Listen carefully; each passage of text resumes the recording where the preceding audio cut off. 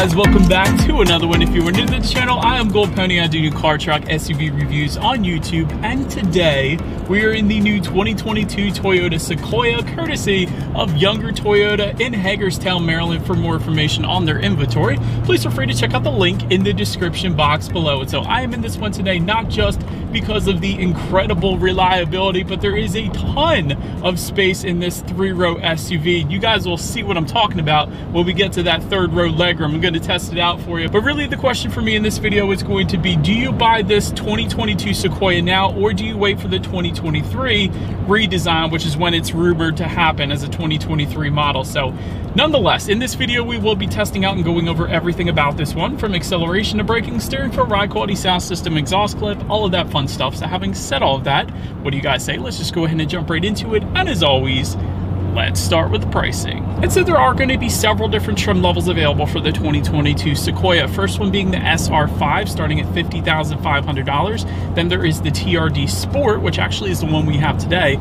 starting at $53,215. Limited for $59,520. Nightshade Special Edition for $60,605. Platinum for $66,550. And lastly, the TRD Pro, starting at $64,625. But all of that pricing was for the rear-wheel drive configuration, with the exception of that TRD Pro. That comes standard with 4-wheel drive. But if you wanted to add 4-wheel drive to any of those other trims, you can simply add roughly $3,200 then to any of those prices. But regardless of trim level that you go with, the power plant on the Sequoia is going to be the same. Powering this beast is a 5.7 liter naturally aspirated V8, putting out 381 horsepower at 5,600 RPM, 401 pound-feet of torque, coming in at 3,600 RPM. Power center rear wheels or all wheels through a 6-speed automatic.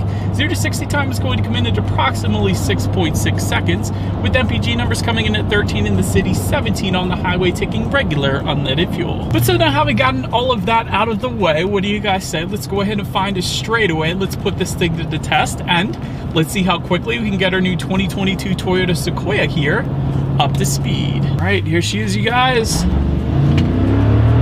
Actually, not bad. It's a V8, that's right. I don't know why. Yeah, that is plenty of an acceleration. You're definitely not going to have any issues merging onto the highway. I was somewhat hesitant about what that was going to feel like just because of the sheer size of the Sequoia. It's a mammoth, but with a V8, it's definitely going to be enough power. So that is plenty of an acceleration for this thing. But to go along with that acceleration, as always, braking is equally important. So up front, you will find 13.9-inch ventilated front discs. In the back, 13.6-inch rear discs. As far as that 60-0 stopping distance goes, it is going to come in at approximately 130 feet. And I will say, kind of feels like that. That is a little bit on the higher side as far as that number goes, and it is a bit of a softer braking feel. Again, probably because this thing is a beast. Acceleration was great. Wouldn't have minded if the brakes bit just a bit harder on the Sequoia, though. That's just my personal opinion. Then touching on suspension and handling, up front, you're going to find an independent double wishbone type front suspension. In the back, exact same thing, independent double wishbone type rear suspension. Gas pressurized shock absorbers, front and rear stabilizer bars. But the suspension configurations, there's going to be a few of them. They're going to differ amongst the trim levels. For example, if you go with the TRD Sport that we have today, that is actually going to add a TRD tuned Bilstein shock absorbers along with a performance tuned anti-sway bar as well. Platinum trim is actually going to add an adaptive suspension system, meaning it's going to monitor each shock absorber individually, not only giving you a smoother ride, but also tightening up the suspension during heavy cornering as well, giving you better handling. So again, best of both worlds there. Also, an air suspension for the Platinum trim level. So really, if you're looking for the utmost ride quality and a little better driving dynamics, that Platinum trim level is really where it's going to be at for that particular configuration. Then if you were to go with the TRD Pro, that is going to add to this TRD Sports off-roadness, adding things like TRD Fox shocks and upgraded springs then as well. And as far as ride quality goes, it's actually been perfectly fine. I'm on some very smooth roads here in Hagerstown, I'll say that, but the ride quality has been perfectly fine in my short test drive here today. Definitely no issues there. As far as steering feel goes, as we are turning into Greenbrier State Park here, steering feel is just a little bit on the looser side, but it's kind of expected for a super huge SUV like this. So wouldn't have minded if it was firmed up a little bit. That's just my personal preference. But for what this SUV is, it's probably perfectly fine, so no issues there. As far as cabin noise goes, I am driving right now. There isn't a whole lot of wind noise or exterior road noise whatsoever coming into the cabin, so that is certainly on point. And touching on visibility, I can see perfectly fine out the back, with the exception of those third row headrests being a little bit larger than normal, but other than that, I can see perfectly fine out the back. And you can fold that third row down anyways, and that would assist with visibility as well. And not only that, there actually is a button by the driver's side right knee here that opens and closes that rear power window. So you don't always see that on other SUVs. I know you see it in the 4Runner that I just got done reviewing, but with other SUVs out there that are not Toyota, you don't usually get that. And I personally love that. So anyways, that about rounds out the performance segment of this review, you guys. Let's now go ahead and take a look at the exterior of our brand new 2022 Toyota Sequoia. All right, so here she is, you guys, the new 2022 Toyota Sequoia. Looking dang good in black here. Let's go ahead and start up front on this beast. 10 inches of ground clearance. Let me just start with that. And that's a big deal because most other SUVs will give you around 7 or 8 inches. So if you were planning on taking this thing a little bit off-road, 10 inches is definitely a very good starting point at least. But also just below it, if you were to go with the TRD Pro, I know we don't have it today, but you will actually get a TRD front skid plate. If you were going off-roading, again, that's going to help definitely protect a lot of the undercarriage components. So therefore, that's what that TRD Pro trim is going to be there for. But front grille is going to, of course, differ amongst the trim levels. For example, since we have this TRD Sport, we have our front grille completely blacked out. There's going to be some chrome horizontal bars. And then there's black front grille with the Toyota lettering spelled out horizontally if you were to go with that TRD Pro trim. So again, a little bit different depending on the trim level. LED headlights coming standard for all trim levels across the board. I absolutely love that. So didn't always happen that way, so I do like to emphasize that now. Automatic feature coming standard across the board as well, meaning when it starts to get dark out at night, those headlights will turn on automatically for you there. LED fog lights coming standard for every single trim level as well. I love that. Not only that, if you were to go with the TRD Pro, you actually get rigid LED fog lights, meaning the company that makes it is called Rigid, but little different design really, but either way you get LED fog lights across the board, so I love that. But pretty much rounds out the front end of this one. Let's now go ahead and make our way to the side of the Sequoia. All right, so now since we are around to the side of this one, low profile roof rails coming for all trim levels, and they're going to be finished in either black or chrome, depending upon the trim level that you go with. So we have all the black accents, in case you guys didn't notice that already, for the TRD Sport. So that's what you're looking at right now. Rear privacy glass does come standard for every single trim level across the board, but also raised black roof rails for the TRD Pro. I almost forgot to mention that, and that comes with horizontal bars as well. I can't show it to you guys because we don't actually have it today, but that is going to be there for you as well. Taking a look at the side mirrors, they are body colored power adjustable heated side mirrors for all trim levels across the board, with LED integrated turn signals for the limited trim level and up, and they will also be auto dimming and power folding yet again with that limited trim level and up, so that's pretty nice. Running boards are going to come standard on all trim levels, as you can imagine. With 10 inches of ground clearance, this one does sit up a little bit higher than normal, so running boards are a necessity.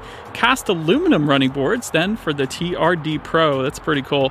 Then take a look down at the wheel setup. 18-inch alloys for the SR5, 20-inch alloys for the TRD Sport, Limited, and Platinum, and then 18-inch BBS forged aluminum alloys for the TRD Pro. But pretty much rounds out the side of this one. Let's now go ahead and make our way to the back. All right, so now since we are around to the back of this one, body colored shark fin antenna all the way to the top. Just below that, rear spoiler with an integrated brake light.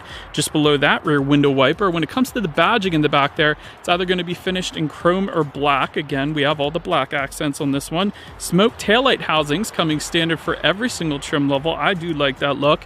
Looking down below though, when it comes to the towing capacity, we do have both 4 and 7 pin connectors, and the towing capacity is actually going to come in at 7,100 pounds if you were planning on towing with the Sequoia. So I always like to mention that. But to the bottom right hand corner there, you do have a single exhaust outlet, so I do believe you guys know what we have to do next. As always, here is that exhaust clip.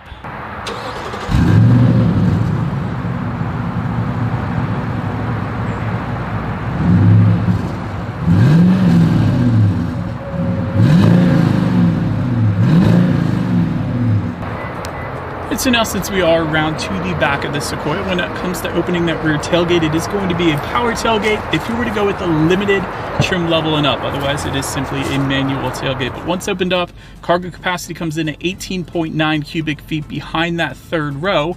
If that was not enough space, of course, the third row does fold down, bumping that up to 66 cubic feet.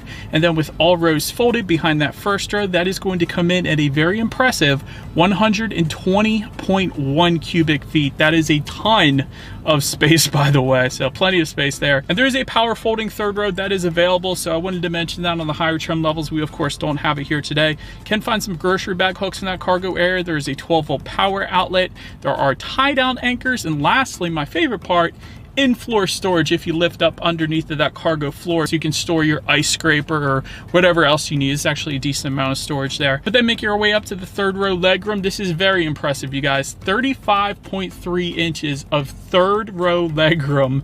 That is crazy. That's very, very impressive. Usually with 3-row SUVs, it comes in at 29 inches or 30 inches at tops, but 35.3, that is where all the space is right here. So it is adult friendly in the third row, believe it or not. For reference, I'm an even 6 feet tall. This is how much space I had in that third row. You do have cup holders for those third row passengers. They even have storage back there just beneath the cup holders. And there is rear ventilation for all 3 rows. And that's going to be found kind of on the ceiling of the Sequoia, even in that third row. So you got to love that.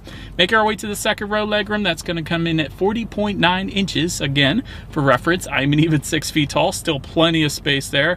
When it comes to the second row configurations, because you can get captain's chairs or bench seating, captain's chairs is going to come with the TRD Sport like we have today, or the Platinum, or the TRD Pro. Bench seating then coming with the SR5 and Limited. There is an optional 9-inch Blu-ray player with headphones. Don't have it today, but there's also some climate control buttons found just in front of those second row passengers, so they can set their own temperatures if they wanted to. Just beneath that, if they pull out underneath there, they're actually going to find a couple cup holders, which is pretty darn nice. That's where they're going to be located, at least for the captain's chairs configuration. And there's a 12-volt power outlet then for those second row passengers as well. But then making our way up to the front seats, 8-way power driver's seat with cloth finish coming with the SR5 and TRD Sport. That, of course, again, is what we have today. 10-way power driver's seat coming with the Limited, and that's going to come with a leather finish as well, and those front seats will be heated. Platinum trim then is going to add a perforated leather, meaning you get ventilated front seats then as well with the Platinum. But overall, I got to be honest, it's been quite a while, I feel like, since I've sat in cloth seats that were this comfortable. Let me just say that. I've sat in cloth seats because I've reviewed plenty of cars, but these are very, very comfortable cloth seats. So if you're going to go that route, well, at least they're comfortable, right? So I'm definitely a fan. But anyways, then making our way to the steering wheel, it is tilt and telescoping, so definitely easily able to find my perfect driving position, and it is leather wrapped then as well. Then make our way to the startup. Let me first start by showing you guys the key here. It is a pretty basic key, which is good news for me because I like to lose my keys in Ocean City, Maryland, and when I do that, it's going to be less expensive to replace this thing. But anyways, you got the Toyota logo on the one side, lock, unlock. It is all keyless entry with the push button start for all trim levels. So all I'm going to do here, simply put my foot on the brake and press that engine start button located just by the driver's right knee. And so once started up, tachometer is on your left, speedometer is on your right. There is a small digital display front and center to control what is on that digital display. You can use the steering wheel mounted controls found on the right side of the steering wheel, giving you things like your outside temperature, tire pressure information. There is a digital speedometer if you chose to display that up there, how many miles you have left until you hit empty.